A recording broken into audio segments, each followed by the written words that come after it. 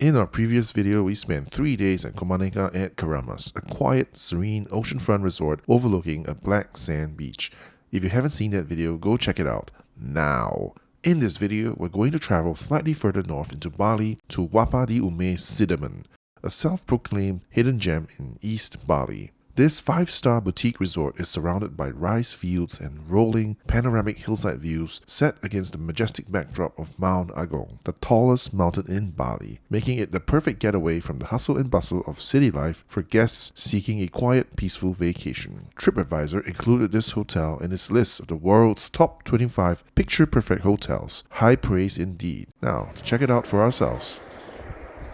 This is the site that greets you upon your arrival. It feels familiar yet welcoming, a different but equally beautiful side of Bali. Wapa di Ume Sidemen is located in a more hilly region, slightly elevated above sea level. So we immediately felt the slightly cooler weather on our skin, a welcome relief from the warm humidity of a beachfront resort. While waiting to check in, we were given a light and refreshing drink to soothe our throats as well as cold face towels to freshen up after a long drive.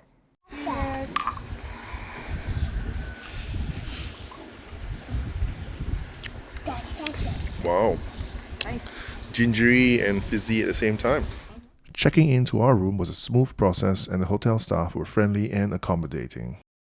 At Wapa di Ume, you can choose from 3 room types: the Lanai room, di Ume suite, and 1-bedroom pool villa. We picked the Lanai room, one of 6 rooms housed together in the same building, and which are all located on the ground floor, so no climbing, thankfully. The room is a decent size at 58 square meters and comes with either a king bed or twin Hollywood beds. Aside from the usual amenities, you do get a private terrace which, depending on where your room is located in the resort, either overlooks the rice fields or the rainforest. One thing to note for families with children, the Lanai room can connect to the adjoining Lanai room for more space. Remember to request for adjoining rooms when booking your trip, of course. Now for a little room tour. Our room came with a king bed and a little welcome note from the hotel. As we make our way around the room, you hopefully get a sense of the available space. Over here is a smaller bed that can double up as a lounge area. And as we make our way into the bathroom, you'll find a shower cubicle to the left with a toilet and sink next to it. There is a bathtub as well and a nice big window offering you a view of the greenery outside as you cleanse yourself. In case you want complete privacy, then simply roll down the included blinds.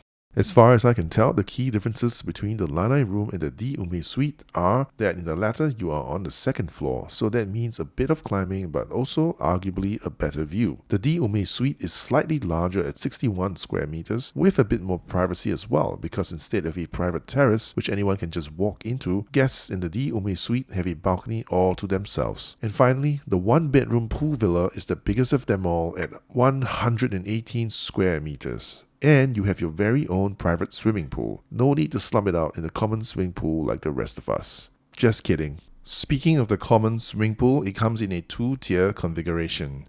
Both top and bottom tiers are designed as infinity pools, each offering a slightly different view or angle.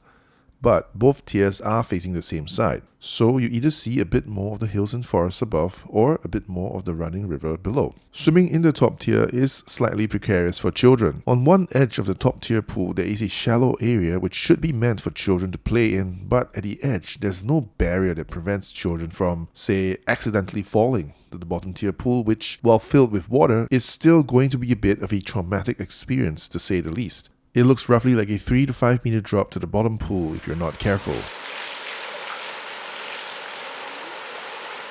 You should of course always keep a close eye on your children when they're playing in the pool, but even more so in this case. But in case you don't have kids, then you're free to just lie back and relax next to the pool. And if you're jonesing for a drink or snack, here's a quick look at what you can order from the menu. And overlooking the bottom tier pool is the gym, offering you views of the adjacent swimming pool and the far-off hills and forests as you burn off those calories on the treadmill. Speaking of calories, the in-house restaurant at Wapa di Ume Sidemen is called Sleeping Gajah Kitchen and Lounge, and it overlooks the 2-tier infinity swimming pool. Breakfast is served a la carte style rather than a buffet.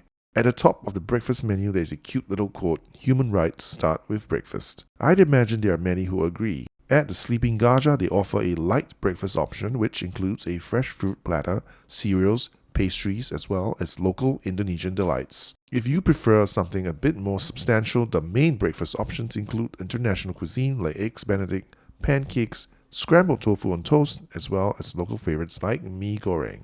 And of course, no breakfast would be complete without coffee, tea, or juice. Even though breakfast is a la carte, you are not limited to one serving per person. You can order multiple different items if you are just that hungry. But be responsible and make sure you can actually finish everything. Don't waste food, yo. The Sleeping Gajah also offers complimentary tea time, which comprises a selection of cakes, fritters, and assorted snacks, along with tea of your choice.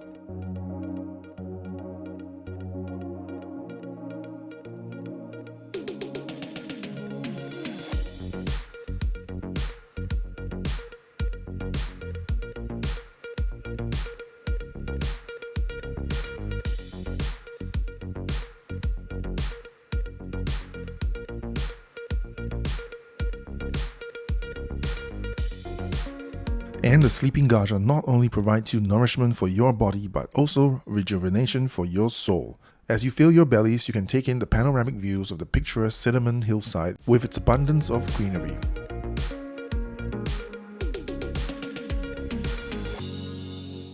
Had enough to eat and want to just relax and unwind, you could go back to the pool or even your room to take a nap.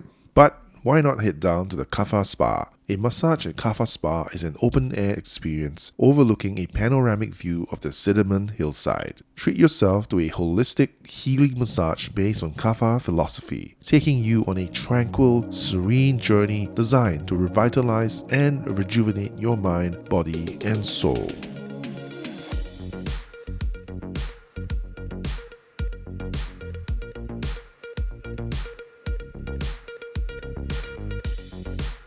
And just above the Kapha Spa is the Yoga Pavilion, with an abundance of natural light and surrounded by a tropical garden and palm trees. Join a yoga class and stretch your mind and body while being serenaded by the peaceful lullaby of the gently flowing river nearby. And the gently flowing nearby river is called Sungai Telaga Wajah, located in eastern Bali and the second longest river in this region. Water from several springs near Mount Agung, the highest mountain in Bali, flows into Sungai Telaga Wajah. Hindu natives consider the water to be holy, so probably don't do what these two tourists did. Anyway, you're not confined to admiring the river from afar. From the resort, you can actually walk down the slope to the riverside where you'll find a quaint little hut in which the resort offers a Balinese cooking class if you're so inclined. And if you're not, the surroundings by the river make for a nice nature walk.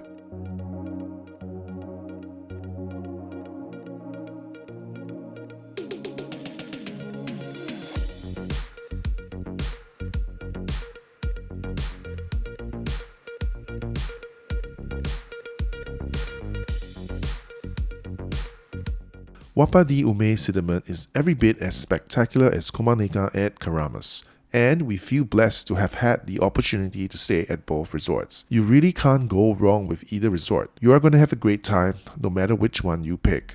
Big picture? It's all about whether you prefer the sun, sand, and the sea, or a mountainside retreat with verdant rolling hills and a cooler climate. And with that, we've come to the end of our adventure in Bali. We hope you enjoyed this video. If you did, give it a like and consider subscribing to our channel. Bye for now.